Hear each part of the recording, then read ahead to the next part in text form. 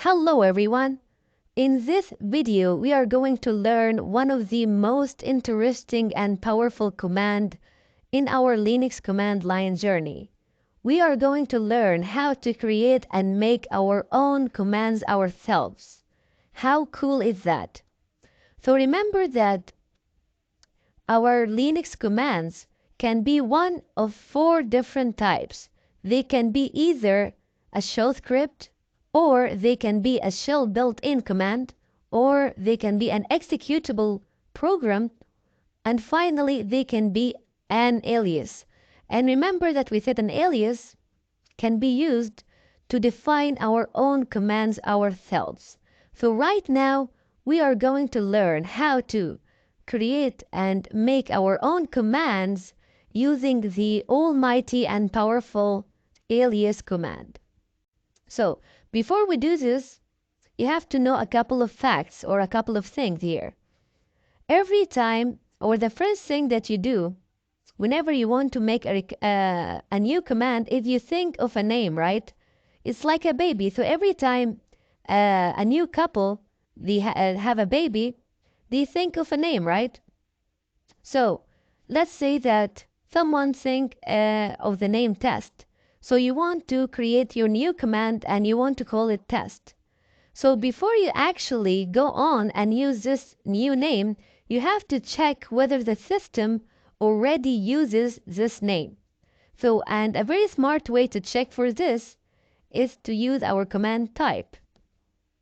So I will say type test, and it tells me that test is an already shell built-in command, so I cannot use it.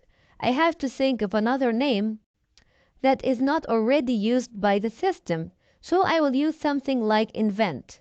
So I would say type invent, and it tells me that invent is not found. So now I am able to use invent because it's not already used by the system.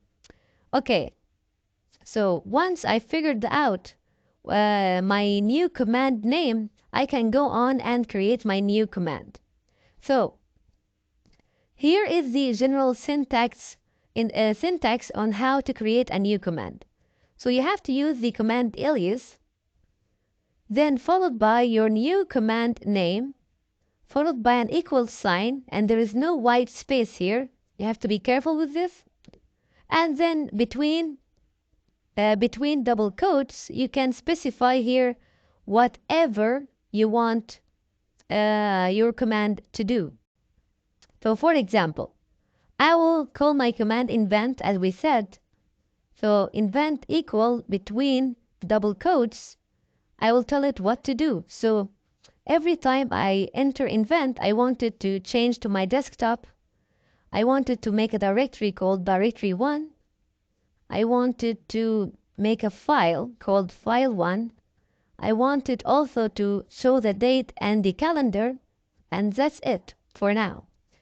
So as you can see, I separated by every command I separate by a semicolon here, because we know that we can execute multiple commands on the same line if we just separate them by a semicolon. So here I take advantage of combining multiple commands on the same line. Okay, so now once I'm done, I just hit enter, and now here is the magic. If I type invent and hit enter, everything here will be executed. So let's see, invent. As you can see, it shows me the date, it shows me the calendar, and it already created directory1 and file1. Awesome. So yeah, this is one example of how to create a new command. Now, let's think of another use. So imagine that like every day, I open my work directory in the morning, and then I open my files directory, then I have a to-do directory, and then I have a list. Finally, I have a list here that I check regularly every day. It's like a to-do list. So for me as a system administrator, I have to check this list every day to see what I have to do. So I have to update the system, back up the system, add the users, remove users, and change permissions, etc. So every day it will be very tedious and time consuming too. So for example, let's see. So first I'll be at my home directory, right? So every day working on my terminal, of course, I have to go to the desktop. Then I have to go to my work directory, then to my files, to my to-do. Then finally I'm able to see my list. Okay, so as you can see, this is very time consuming. So instead, I can make a command that will open my list with just one word. So for example, I want to create my command and I will call it open. So let's see if open is already used.